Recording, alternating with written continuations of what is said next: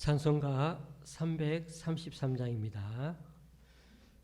찬송가 333장.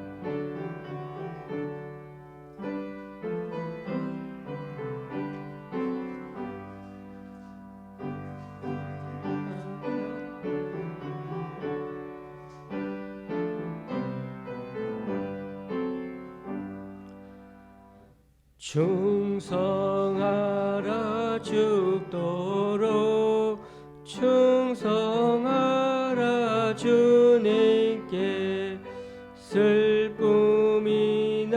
괴로움이 주의 사랑 못 끊으리 충성하라 죽도록 충성하라 끝까지 충성하라 죽도록 충성하라 주님께 찬란하다 저 멸류가 들려온다 주의 음성 충성하라 죽도록 충성하라 끝까지 충성하라 죽도록 충성하라 주님께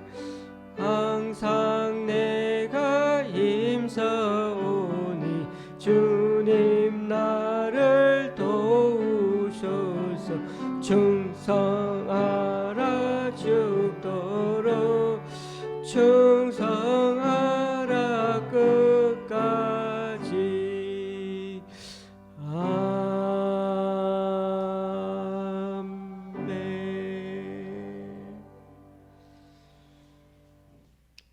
아멘. 오늘 이 시간 우리 한번 통성으로 기도하고 그렇게 하나님의 말씀을 보기 원합니다.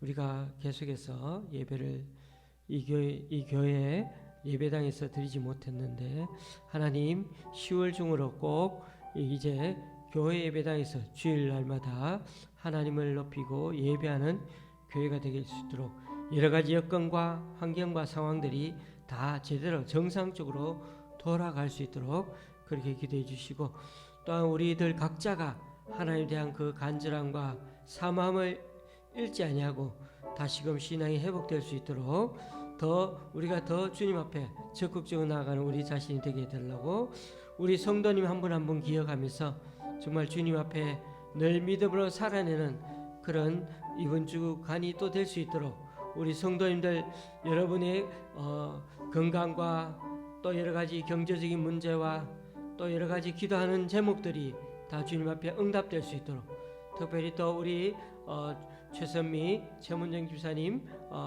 지금 아이들이 시험 치고 있습니다. 좋은 결과가 맺을 수 있도록 그렇게 기도해 주시고, 우리 또 강순남 권사님 건강도 위해서도 기도해 주시고, 모두 우리 각자가 주님 은혜 가운데 예배하는 심정으로 있는 곳에서 살아갈 수 있도록 다 같이 한번 통성으로 기도하시겠습니다. 하나님 아버지, 오늘도 주님의 은혜 가운데 붙들어 주시니 감사합니다. 주님 말씀을 붙들고 이 자리에 섭니다. 성령님께서 우리들 각자 한 사람 한 사람의 삶에 지금 모습들을 아시오니 주님께서 붙들어 주시고, 특별히 우리 좋은 씨앗교회 이렇게 수요일 오랜만에 하나님 앞에 나와 예배합니다. 이 교회당이 예배당이 더 주님 앞에 몸부림치며 주님 앞에 나아갈 수 있는 귀한 성전이 되게 하시고, 하나님 더 말씀 앞에 굳건히 설 수 있는 온전한 어떻게 신앙이 될 수 있도록 우리 각자를 붙들어 주시옵소서. 하나님 오늘도 성령님의 이름으로 하나님 아버지 오늘 간구하오니 주여 우리 부르짖음과 우리의 기도를 들어주셔서 응답하여 주시기를 간절히 바라고 원합니다. 우리 성도님들 우리 교우님들 어디에 있거나 주의 은혜 가운데 붙들어 주시고, 놀라운 은혜 가운데서 걱정과 염려 모든 것들 주님 앞에 맡김으로 말미암아 주의 놀라운 은혜들 예배하신 은혜를 경험할 수 있는 우리들이 될 수 있도록 도와주시옵소서. 경제적으로 힘들고 애로워하고 힘들어하는 분들이 있습니다. 주의 은혜 가운데 붙들어 주시고, 또 여러 가지 직장과 여러 가지 기도 제목으로 가지고 나아갑니다. 주의 은혜 가운데 붙들어 주셔서 속히 응답 응답받을 수 있도록 도와주시옵소서. 건강으로 기도하는 분들이 있습니다. 주여 내 가운데서 붙들어주시고 그 한 사람 한 사람 찾아가서 주여 내 가운데서 놀라운 하나님 아버지 노임을 받을 수 있도록 하나님의 그 건강을 지키시고 그 몸 안의 변화를 통하여서 다시금 건강을 되찾도록 도와주시옵소서. 하나님 또한 이렇게 사업처를 위해서 기도합니다. 우리 최문정 최선미 집사님 주여 내 가운데 붙들으시고 이번 주간에 하나님 아버지 또한 이렇게 중간고사 기간입니다. 주여 내 가운데 이들을 붙들어주시고 주의 놀라운 성령님이 되시고 좋은 결과가 될수록 집중력을 발휘할수록 이들 도와주시고 주여 내 가운데 붙들으셔서 이 가정이 더욱더 복의 복으로 더하여 주신 놀라운 역사가 있도록 도와주시옵소서.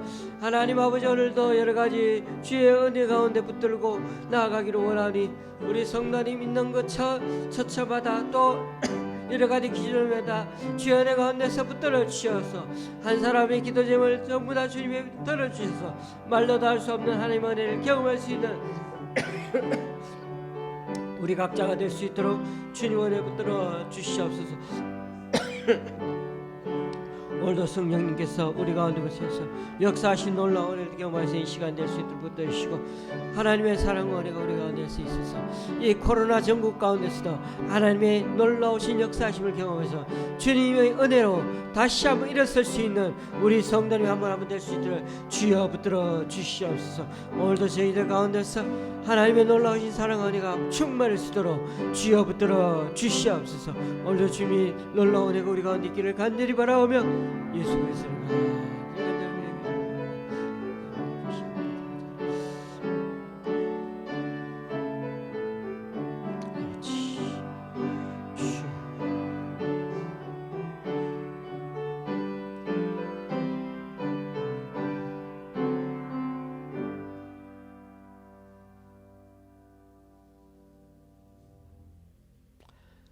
하나님의 말씀은 오늘 우리에게 주신 하나님 말씀은 출애굽기 27장 1절에서 8절까지입니다. 출애굽기 27장 1절에서 8절까지입니다. 출애굽기 27장 1절에서 8절까지입니다. 제가 가지고 있는 구약 성경은 122쪽입니다. 출애굽기 27장 1절에서 8절까지입니다. 27장 1절에서 8절까지 27장 1절에서 8절까지 우리 여러분들 계시니까 다 한 목소리로 한번 1절에서 8절 읽도록 하겠습니다. 너는 조각목으로 길이가 5규빗 너비가 5규빗의 제단을 만들되 네모 반듯하게 하며 높이는 3규빗으로 하고 그 네 모퉁이 위에 뿔을 만들되 그 뿔이 그것에 이어지게 하고 그 제단을 노스로 싸고 재를 담는 통과 부삭과 대야와 고기 갈고리와 불 옮기는 그릇을 만들되 제단의 그릇을 다 노스로 만들지며 제단을 위하여 노스로 그물을 만들고 그 위 네 모퉁이에 녹고리 넷을 만들고 그물은 제단 주위 가장자리 아래 곧 제단 절반에 오르게 할지며 또 그 제단을 위하여 채를 만들되 조각목으로 만들고 노스로 쌀지며 제단 양쪽 꼬리에 그 채를 꿰어 제단을 매게 할지며 제단은 널판으로 속이 비게 만들되 산에서 내게 보인 대로 그들이 만들게 하라. 아멘. 할렐루야. 이렇게 또 교회에서 예배 드리니까 너무 감사하고 좋습니다. 오늘 제가 조금 일찍 시작했습니다마는 오늘 말씀 은혜 받기를 바라면서 말씀을 증가합니다. 우리는 지금 성막에 대해서 살펴보고 있는 중입니다. 우리 교인 중에는 이 성막에 대해서 사실 잘 모르시는 분도 계십니다. 성막은 아주 큰 텐트라고 생각하면 되겠습니다. 설치했다가 다시 접어가지고 이동이 가능한 그런 기구들로 만들어 놓은 게 바로 성막입니다. 성막은 안에 천으로 치고 그 다음에 염소털로 된 가죽으로 또 덮어 씌웠죠. 특히 성막 윗부분은 덮개라고 해가지고 순양 가죽과 해달 가죽으로 이중으로 그렇게 덮어서 기후와 자연 현상을 대비하였습니다. 성막은 중간에 휘장을 딱 쳐가지고 성소와 지성소로 그렇게 나누었죠. 성소에는 12개의 그렇게 떡이 놓여진 떡상이 있고 7 촛대가 또 놓여 있었습니다. 여기에 보니까 숫자가 중요하죠. 12와 7. 이 두 가지 숫자는 모두 성경에서는 완전 숫자를 말합니다. 이 숫자는 상징의 의미가 강하기 때문에 그냥 하나님의 백성을 가리킨다 그렇게 생각하시면 될 것 같습니다. 성소의 휘장 안에는 지성소가 있습니다. 지성소에는 딱 한 가지만 있죠. 바로 언약궤입니다. 이 언약궤에 대해서는 주일에 설명을 드렸습니다. 이 언약궤는 하나님의 임재를 상징합니다. 언약궤, 법궤, 증거궤 이렇게 말하는 이 언약궤 안에는 십계명의 2 돌판이 있죠. 그리고 아주 중요한 곳이 바로 언약궤 뚜껑이라고 했습니다. 거기를 가리켜 속죄소, 또 속죄판, 시언소, 자비석이라고 그렇게 불렀습니다. 하나님이 죄를 사해 주시는 곳, 또 은총을 베풀어 주시는 곳이 바로 이 속죄소. 예. 그런데 이곳이 실제로는 어떻다고요? 거기에다가 어린 양의 피를 쫙 뿌리는 곳이라고 했습니다. 참 은혜가 넘치는 곳이라기보다는 겉으로 보기에는 피비린내가 진동하는 곳이 바로 언약궤 위 속죄소라는 것입니다. 오늘 말씀은 장막에 대한 가르침이 끝나고 성막 그 뜰에서 성막에 대해 중에서 성막 밖에 그런 뜰에서 사용될 기물에 대해서 얘기가 이 27장에 시작됩니다. 성막뜰에는 오늘 우리가 봐야 될 것은 제단이 놓여 있습니다. 번제단이라고 부르기도 하는데 이 제단은 가로 세로가 2m 조금 넘는 아주 네모 반듯한 정사각형 그런 모양입니다. 번제단 높이는 한 1m 조금 넘으니까 아마 이 정도 될까요? 짐승을 들어서 올려 작업하기에 알맞은 높이입니다. 그리고 이 제단은 일단 아카시아 나무로 그렇게 만들었습니다. 출애굽기에서는 아카시아 나무라는 말이 안 나오죠. 조각목이라는 말이 이 아카시아 나무를 일종입니다. 나무로 하면은 제단 구실을 하기가 어렵죠. 왜요? 불로 태워야 하니까. 그러니까 겉을 노스로 입혔습니다. 이 당시 노스는 청동을 말하죠. 제단은 가로 세로 2m가 넘으니까 꽤 큽니다. 가운데는 망 처리가 되어 있어서 짐승을 위에 두고 밑에서 어떻게 불사를 수 있도록 그렇게 되어 있죠. 교우님들, 하나님은 백성들에게 고상하고 완벽한 율법을 지금까지 주셔서 그렇게 하나님 백성으로 삼으시고 하나님 말씀대로 이렇게 살아가라고 그렇게 해주시지 않았습니까? 그런데 이 제단을 만들려고 하는 게 사실 좀 어떻게 보면 이해가 안 됩니다. 우리는 너무 익숙하게 번제단, 제단 이렇게 하니까 이해가 되는데 다른 제단도 아니고 짐승을 잡아서 불로 태우는 제단이죠. 이 제단 때문에 성막 주변에는 어떻게 될까요? 거름도 나고 끊임없이 짐승 태우는 냄새가 다 진동하고 다 그렇게 막 이렇게 냄새가 배어 있지 않을까요?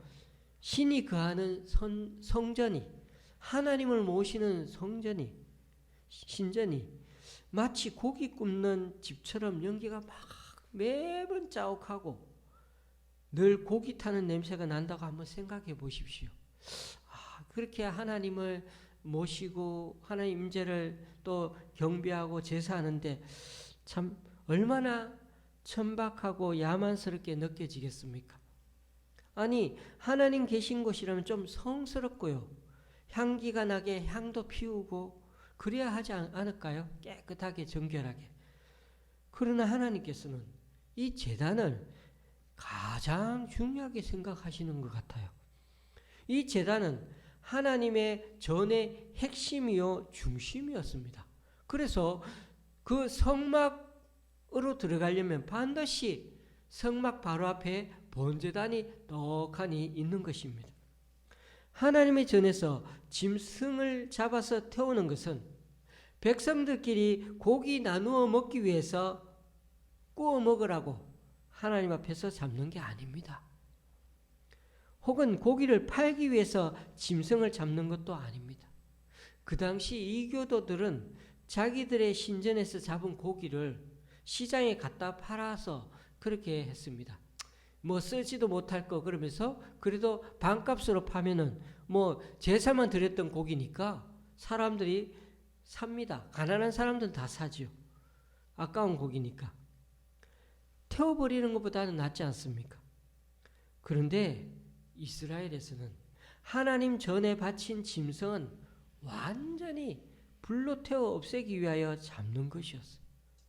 다시금 말씀드리지만 고기를, 짐승을 태우니 얼마나 아까울까요? 그러다 보니 우리는 이런 질문이 자연스럽게 생길 수 있습니다. 하나님이 거하시는 성막 앞에 왜 이런 제단이 있어야 하지? 먹을 게 별로 없는 이 광야에서 귀한 짐승들을 계속 죽이면 이스라엘로서도 손해지 않습니까? 그 당시 다른 곳에서도 신에게 제사를 한다면서 그렇게 짐승을 죽이거나 태웁니다. 그리고 또 제단 앞에서 기도문을 외우거나 또 여러 번 절하는 등 여러 모양의 행동들을 하면서 하나님 앞에 제사를 드리며 나가죠. 그러니까 지금 이 성막도 다른 민족들처럼, 다른 사람들이, 이교도들이 하는 것처럼, 이방인들이 하는 것처럼 신에게 뭔가를 바쳐야 신이 들어주시는구나, 그런 이유로 이렇게 제단을 성막 앞에다 떡하니 둔 건 아닌가 하는 것입니다. 우리가 이 제단을 거치지 않고 하나님께 나아갈 수 있으면 얼마나 좋겠습니까? 너무 냄새나고 너무 번거롭고, 예. 짐승을 끌고 가야 하나님께 나아갈 수 있으니까 말입니다. 거기서 짐승의 머리에 안수하고 짐승을 죽이고 잡아야 하니 말입니다. 가축을 치는 사람에게 소나 양을 바치는 것보다 더 아까운 거 없을 것입니다. 가축은 오늘날 현금과 똑같은 것입니다. 그 당시에 소나 양을 바친다고 해서 소나 양이 더 많이 생기는 것 아닙니다. 복을 더 받는 것도 아닌 것 같습니다. 이처럼 당시에는 하나님께 나아가기 위해서는 계속 짐승을 죽여야 한다는군요. 그 당시 사람들이 하나님께 나아가기 위해서 얼마나 지속적으로 반드시 지불해야 했던 것, 그 대가가 바로 짐승 죽이는 것이니 얼마나 참 번거롭고 또 아깝게 느껴집니까? 그런 점에서 기독교에서 제일 이해되지 않는 것이 바로 또 신약에서는 그리스도의 십자가입니다. 왜 예수님의 십자가 죽음이 꼭 필요한가 하는 점입니다. 예수님이 죽으신 것은 바로 번제단에서 불에 타 죽은 어린 양 모습과 다를 바 없다고 성경에서 말씀하고 있기 때문이죠. 보십시오. 예수님께서 십자가에 달려 돌아가신 후 제자들은 모두 다 예외 없이 어떻게? 모두 다 심한 영적 탈진, 또 영적 정체 상태, 완전 하나님을 부인할 정도로 그렇게 원망하면서 전부 다 짱박히고 다 그렇게 떠나버렸죠. 그들은 신앙을 거의 송두리째 빼앗길 정도로 심한 좌절에 빠져 있었습니다. 그분은 죽기에는 너무나도 아까운 분이었다는 거죠. 예수님이. 모두 다 희망을 갖고 모두 다 소망을 갖고 메시아라고 생각하고 그렇게 지켜주기로 하고 또 구세주로 살아가기를 원했는데, 그런데 눈앞에서 탁 하니 십자가에 죽으니 말입니다. 하나님께서 예수님을 이유 없이 죽게 하신다면 그것이야말로 의롭지 못한 것이라고 그들은 생각했던 것입니다. 그만큼 예수 그리스도의 죽음은 그를 아는 사람들에게는 너무나 아깝고 이해되지 않는 것이었습니다. 이래가지고 어떻게 하나님이 메시아를 보내주시는데 탁 죽이시다니 우리는 어떡하라고요? 그만큼 예수님의 죽음이라는 너무나 엄청난 희생을 치른 후에야 우리가 이렇게 하나님께 받아들여지게 된 것입니다.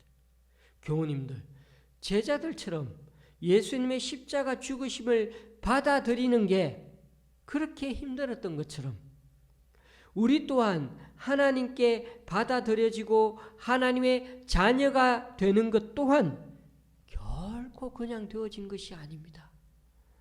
너무나도 값진 희생이 있고 나서야 우리가 하나님께 받아들여진 것입니다. 그게 바로 예수님의 피, 예수님의 어린 양 대신의 죽으심, 희생 때문입니다.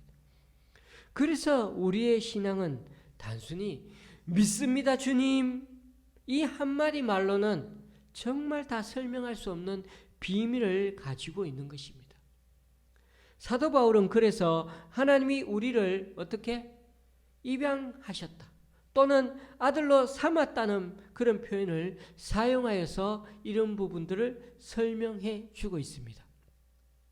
그러니까 성막에 있는 이 제단은 우리가 단순히 하나님이 계시기 때문에 하나님께 나아가는 방법으로 사용되는 것이 아니라는 것입니다. 다른 종교와는 차원이 다릅니다. 지금 우리의 신앙은 단순한 신앙이 아니라 바로 하나님의 아들로 입양된 것이고 아들로 택함 받았다는 것입니다. 그리고 이것은 우리의 머리로는 도저히 상상할 수 없는 너무나 아까운 희생이 있고 나서야 그제서야 이루어진 것입니다. 하나님은 이스라엘 백성들에게 단순히 여호와 종교를 가르치고 믿게 하신 것이 아닙니다. 만약 그런 종교여 신앙이라면 이렇게까지 당신의 아들을 바치는 제단, 그런 제단은 필요치 않을 것입니다. 이 제단을 통해 하나님께서 이루신 일은 그들을 입양하고 아들로 받으시기 위해서 그렇게 당신의 아들을 몸소 희생까지 제물로 바치기까지 하신 것입니다.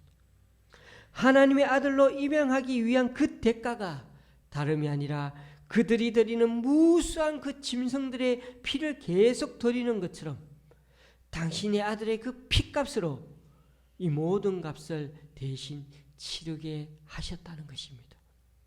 그런 점에서 성막 바로 앞에 그 제단은 다른 신전에 있는 제단과는 본래부터 완전히 다른 용도의 그런 번제단이었던 것입니다. 그렇습니다. 우리가 하나님을 알고 믿기 위해서 뭔가 엄청난 희생이 치루어져야 했던 것입니다. 오늘날까지도 우리가 수많은 소나 양을 희생 제물을 드리고 나서야 하나님께 우리 자신이 받아들여진다면 누가 그런 하나님을 믿으며 살겠습니까? 왜 그런 엄청난 손해를 계속 보면서 그렇게 살아가야 하겠습니까? 예수님께서 십자가 죽음을 앞두고 계실 때 한 여인이 예수님께 나와서 비싼 그 향유를 발에 탁 부었죠. 그 향유는 정말 비싼 것이었습니다. 오늘날로 치면 한 수백만 원 하는 거. 제자들은 그 모습을 보고 막 화를 냈죠. 이 향유를 이런 식으로 허비하다니. 이것을 팔아 가난한 자들에게 준다면 얼마나 많은 사람들이 다 먹을 수 있는데 솔직히 우리가 봐도 참 많이 아깝죠. 오늘날로 보면 몇백만 원 하는 것을 발 한 번 그냥 씻어주기 위해서 부었다는 게 말이 안 됩니다. 그런데 예수님은 이 여인이 한 일이 낭비가 아니다고 말씀하셨죠. 가난한 자들은 항상 너희들과 함께 있다만 나는 그렇지 않지 않니?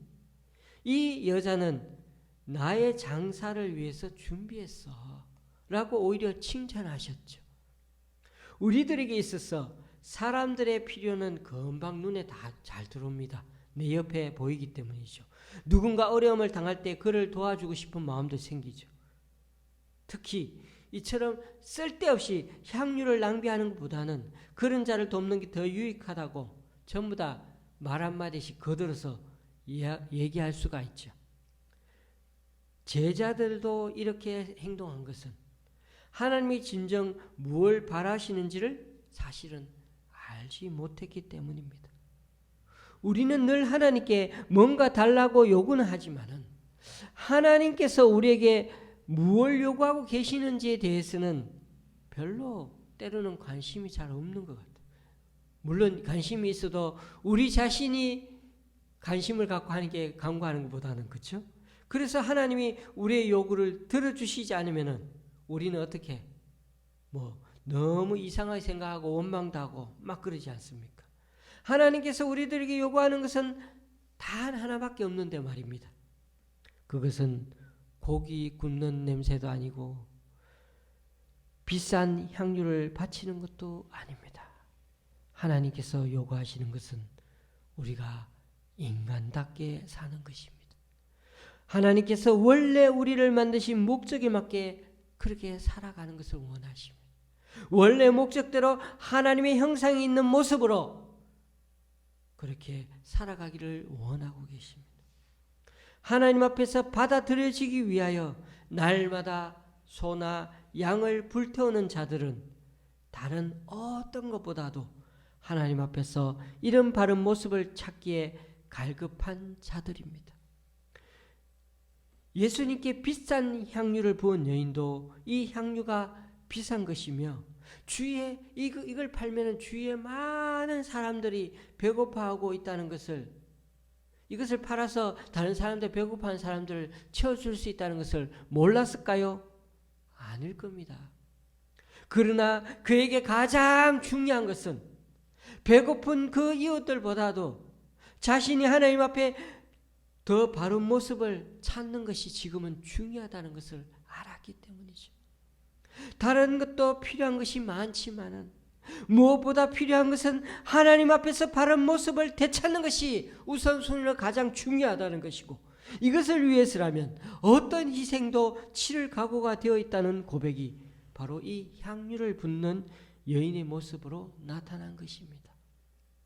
하나님 앞에서 인간다운 그 영광스러운 모습, 하나님 앞에 인간다운 모습, 그리고 하나님을 바르게 섬기는 모습, 그것을 되찾아가는 것입니다.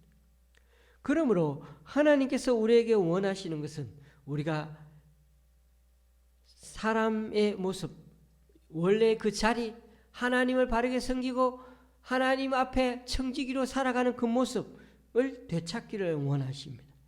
이런 바른 모습을 위하여 모든 것을 다 버릴 수 있는 용기와 고백이 나타나고 있는 것입니다. 하나님 앞에서 바른 모습을 되찾기 위하여 자신의 소나 양이나 값진 향유뿐만이 아니라 자신의 모든 것을 다 하나님 앞에 포기할 수 있을 정도로 이 바른 관계의 갈급한 마음을 하나님은 우리들에게 요구하고 계시는 것입니다. 물론 하나님의 은혜는 늘 일방적일 정도로 우리에게 부어주시는 은혜입니다. 그러나 우리에게도 요구하는 것이 있습니다.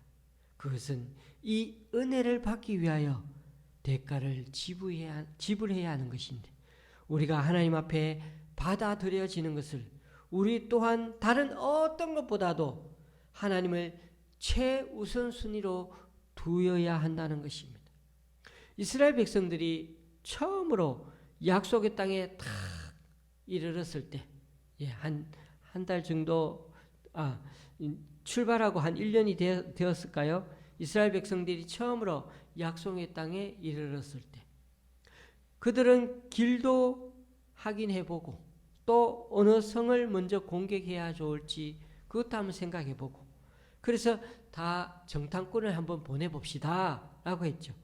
모세도 그것이 좋을 것 같아서 족장들을 정탐꾼으로 뽑아서 족장들이 얼마나 그렇게 민첩하고 또 이렇게 현명한 그런 족장들이겠어요.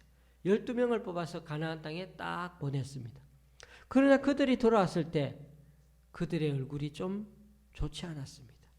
가나안 땅이 풍족한 것은 사실인데 그곳 상황을 파악해 보니까 지금 자신들 상황이 가나안 사람들보다 훨씬 못하다는 것을 알았기 때문이죠. 모세가 하나님께서 너희를 애굽에서 이끌어내셨을 때를 한번 생각해보고 또 생각해봐라. 하나님 지켜주실 거야 라고 하면서 그렇게 아무리 권면하고 토닥여도 소용없었습니다. 그들은 하나님께 대하여까지 원망했습니다. 그 이유가 무엇이었습니까? 그들이 광야에서 하나님 율법을 들으면서 방황하면서도 그동안 그 사이 그러니까 하나님 말씀을 하나님을 겨우겨우 따라가고 있는 동안에 그 사이 어떻게 세상은 바뀌어 있었습니다. 그들은 여전히 청동기 문화에서 애굽을 나왔는데 그 사이의 세상은 이미 철기 문명으로 바뀌어 있었습니다. 가나안 땅엔 다 철기 문명을 가지고 있었죠. 칼싸움 하면은 이스라엘 백성의 칼이 부딪히면 부서질 판이겠죠. 그들이 가지고 있는 장비나 무기로는 전쟁 자체가 불가능하다는 것을 알았거든요. 그러니까 이 현실 자각 때문에 그들이 막 화가 난 것입니다. 우리가 뒤처진 것이죠. 하나님의 말씀을 듣느라고 세상에서 손해본 것이 막 생각났을 때 그들은 더 이상 하나님의 말씀을 듣고 싶지 않았던 거죠. 하나님께서는 노예 민족이었던 그들에게 지금까지 이렇게 잘 데리고 와서 하나님 형상답게 살아가도록 온갖 말씀과 은혜로 가르쳐 왔는데 먹을 것도 주고 그리고 마실 것도 주고 입을 것도 주고 신을 것도 주고 다 그렇게 적들도 막아주시고 했는데 그런 건 다 까먹고 그러나 그들의 눈에 들어온 것은 막상 세상이 바뀐 것을 보니까 막 눈이 돌아가는 거예요. 그들에겐 지금 눈에 보이는 것이 하나님의 형상보다 더 중요해 보였어요. 집값 폭등에 눈이 뒤집히고 예수님 믿다가 남들 집 사고 땅 살 때 난 뭐 했나? 그러면서 예수님 한번 잘 믿으려 하다가 괜히 손해본 것 같다는 겁니다. 결국 이스라엘 백성들은 가나안에 들어가지 못하게 되었죠. 교우님들, 하나님께 제물을 바치는 것은 하나님 마음을 달래기 위해서 아닙니다. 우리의 죄 때문이며 우리가 다시 거듭나야 하는 유일한 길이며 우리가 하나님 앞에서 바른 모습을 되찾아가는 그런 과정인 것입니다. 그러므로 하나님 앞에서 우리가 바른 모습을 되찾는 것이 인생의 가장 중요한 것이 되지 못할 때 그는 하나님을 믿는 것이 아닐지도 모릅니다. 아무리 믿는 척 해도 그것은 신앙이 아닐 수가 있는 것입니다. 제단에 뿔이 달린 것은 하나님 전에 있는 제단밖에 없습니다. 제가 이렇게 보니까 진짜 제단들은 다 이렇게 잘 지었거나 아름답게 예쁘게 멋있게 다 지었는데 어떻게 하나님 제단은 평범하게 그렇게 가로 세로 똑같게 하고 근데 내 모퉁이에다가 뿔을 탁 4개를 달아놨어. 이스라엘 백성들에게서 뿔은 권세를 나타냅니다. 뿔은 힘이 있습니다. 그래서 제단에 있는 뿔은 제단의 권세를 나타냅니다. 그래서 여기서 제사 드린 자의 죄를 용서하는 데 있어서는 전혀 부족함이 없다는 것을 나타내 보입니다. 여기서 제사 드린 것으로 충분하다는 것입니다. 그래서 하나님께서는 죄인이 이 뿔을 잡고 있을 때에는 죽이지 못하도록 하셨습니다.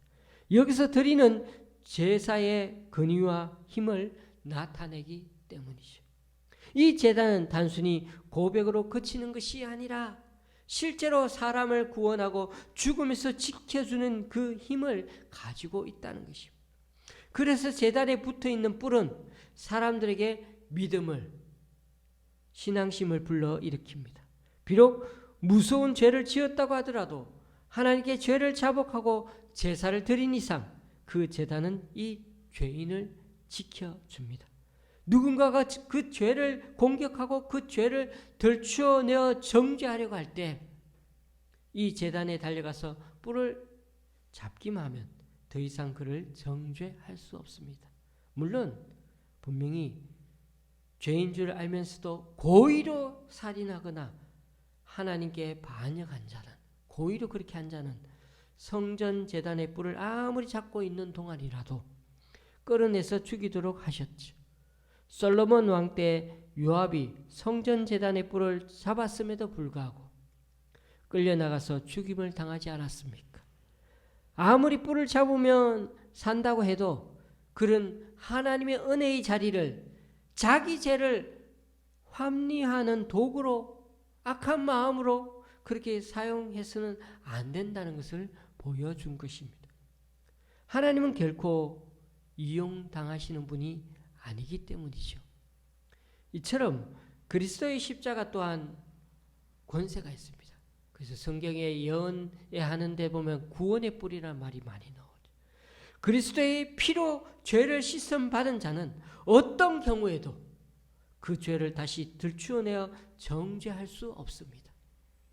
그러나 하나님의 은혜를 이용하려고 한 자들, 죄를 짓고도 마치 하나님의 은혜 때문에 더 죄를 지어도 되는 것처럼 자신의 양심을 두둔하는 자들은 용서받을 수 없습니다. 그러므로 우리가 하나님께 나아갈 때는 항상 정직한 마음으로 있는 그대로 나아가는 것보다 더 중요한 것이 없습니다. 그러면 어떤 죄도 우리를 쉽게 넘어뜨리지 못할 것입니다. 성막에 나오는 이 제단의 중요한 점 하나는 제단을 들고 다닐 수 있다는 점입니다. 물론 성막 자체가 이동할 수 있으니까 제단도 움직여야겠죠. 지금까지의 제단은 모두 자연 그대로의 돌이나 흙으로 만든 제단이었죠. 그래서 움직일 수가 없었습니다. 아브라함을 보십시오. 흙제단이나 이런 돌제단을 쌓아가지고, 그렇죠? 거기서 하나님께 제사 드리고 예배 드렸죠.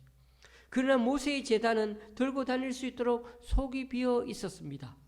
제단 전체를 노스로 만들었다면 너무 무거워가지고 못 들고 다녔을 겁니다. 그러나 안에는 나무이고 그 위에 놋을 입혔으며 중간은 비어 있었기 때문에 얼마든지 들고 다닐 수 있는 제단이었습니다. 들고 다닐 수 있는 제단, 움직이는 제단 참으로 흥미롭지 않습니까? 우리에게 오신 주님 또한 움직이는 제단이었습니다. 그는 채로 깨어서 들고 다닐 필요도 없이 두 발로 걸어 다니는 제단이었습니다. 그는 스스로 자기 발로 걸어 다니면서 자신을 제사로 하나님께 바치셨습니다. 그 후로는 모든 것이 움직이는 제단이 되었습니다.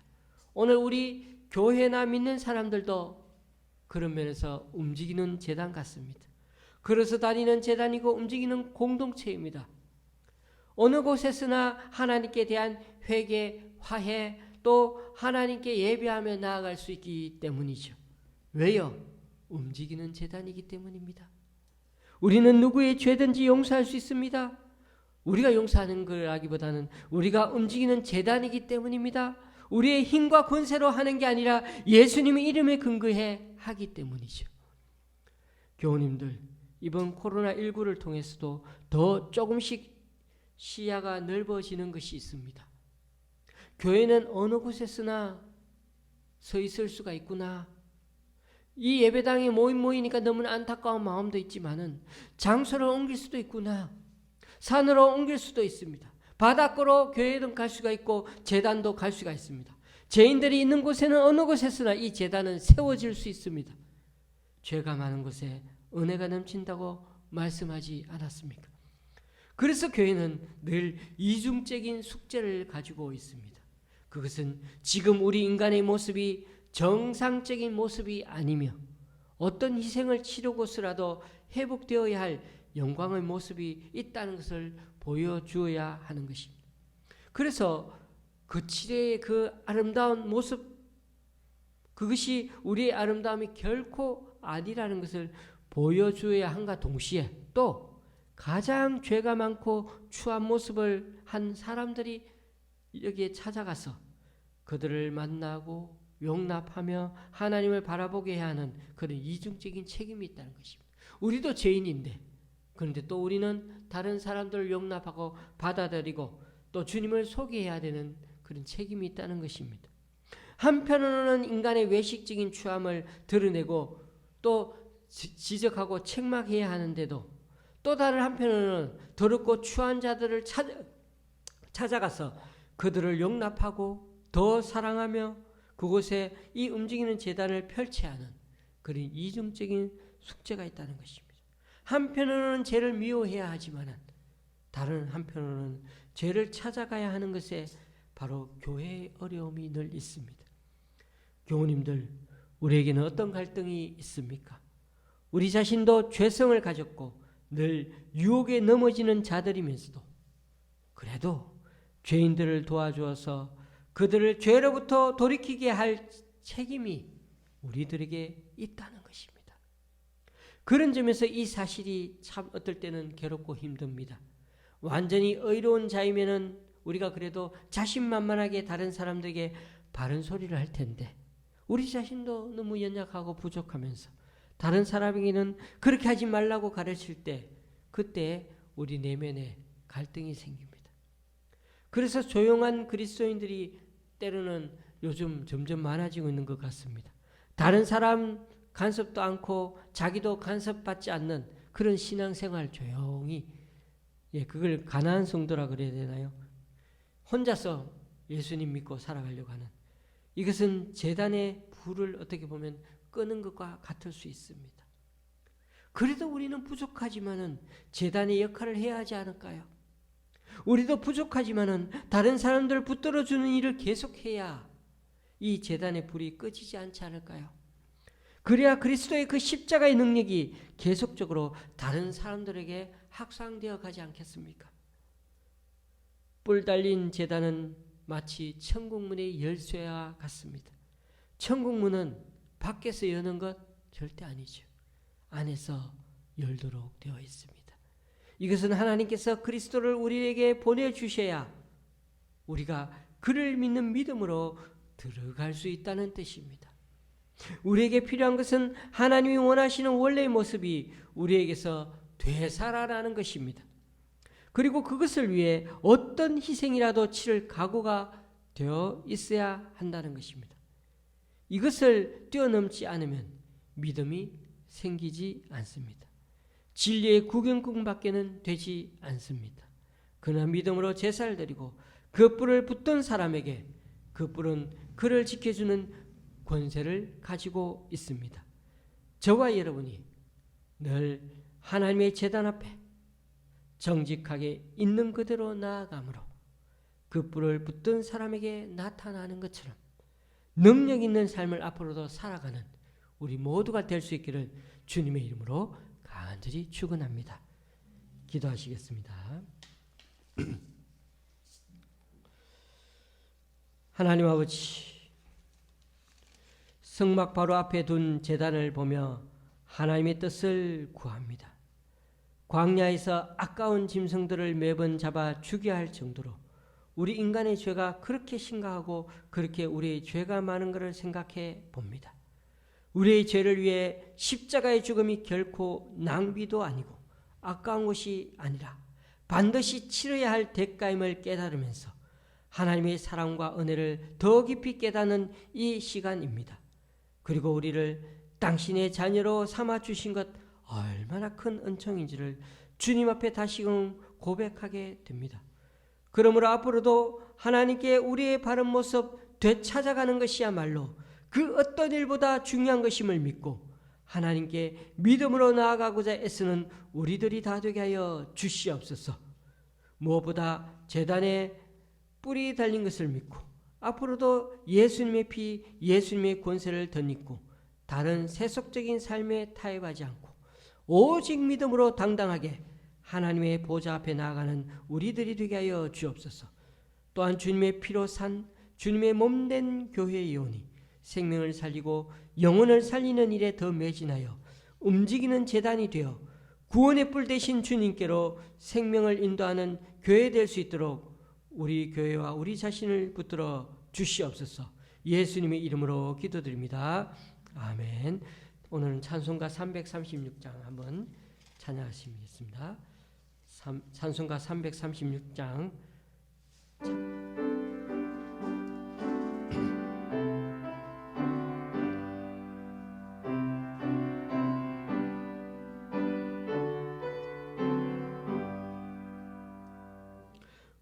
환난과 핍박 중에도 성도는 신앙 지켰네. 이 신앙 생각할 때에 기쁨이 충만하도다.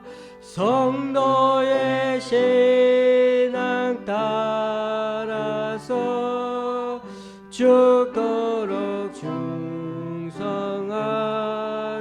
충성하겠네. 옥중에 매인 성도나 양심은 자유 얻었네. 우리도 고난 받으며 죽어도 영광 되도다.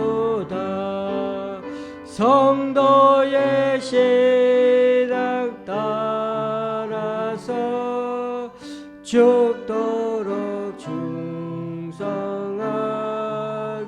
충성하겠네. 성도의 신앙 본받아 원수도 사랑하겠네. 인자한 언의 행실로 이 신앙 전파하리라. 성도의 신앙 따라서 죽도록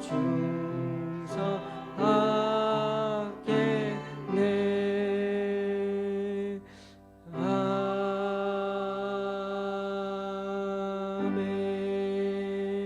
아멘. 오늘 말씀을 한번 생각하면서 우리 적용 기도를 잠시 드리기 원합니다. 이 제단을 통하여서 정말 우리 이 하나님 앞에 우리 자신을 깊이 되찾고 무엇보다도 하나님의 자녀답게 또 그 놀라운 하나님의 사랑과 그 희생의 대가를 기억하면서 정말 이제는 제단의 뿔에 잡혀있는 그 구원의 뿔 되신 예수님을 끝까지 붙들고 믿음으로 살아내므로 앞으로도 우리가 움직이는 제단처럼 이 땅에 주님의 구원의 그런 일들을 감당할 수 있는 하나님의 손과 발로 쓰임받는 우리가 되게 해달라고 다 같이 통성을 한번 기도하시겠습니다. 하나님 아버지, 오늘도 주의 은혜 가운데 붙들어 주시니 감사합니다.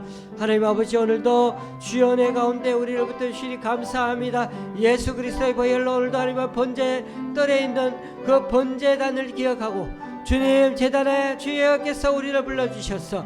하나님께서 우리를 아버지 그 피의 제사를 드리고 또 불로 태워주셨어.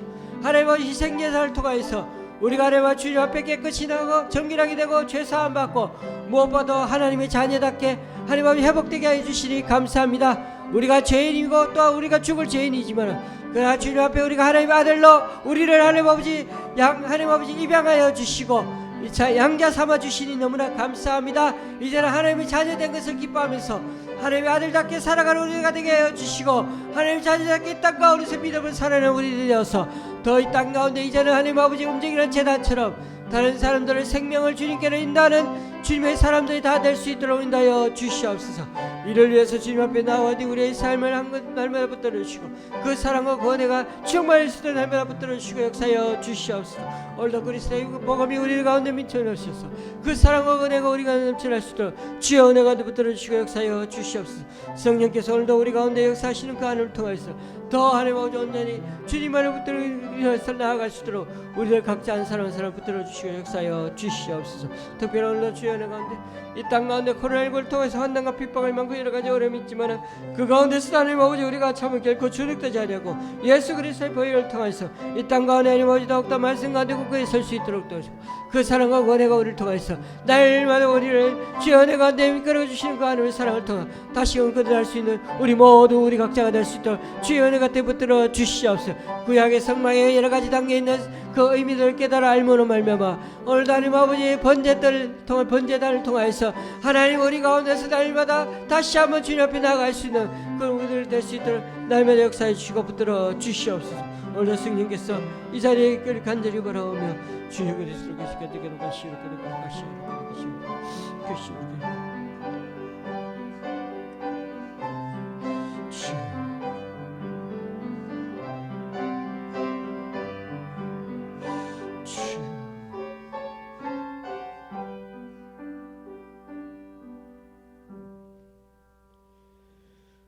하늘에 계신 우리 아버지여 이름이 거룩히 여김을 받으시오며 나라의 임하옵시며 뜻이 하늘에서 이룬 것 같이 땅에서도 이루어지이다.